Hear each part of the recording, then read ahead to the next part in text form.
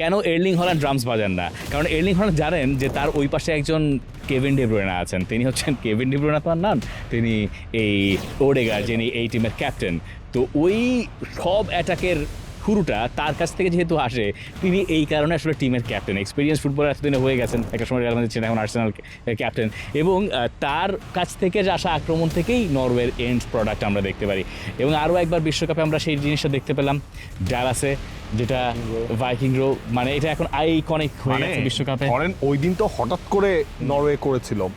আমরা যতগুলো fan festival দেখছিলাম, ভিডিও যেগুলো আপনারাও হয়তো বা দেখে ফেলেছেন, ওই ফ্যান ফেস্টিভ্যালে নরওয়েনরা যখন খেলা দেখছিল, তারাও আসলে ওই বিটের তালে তালে রো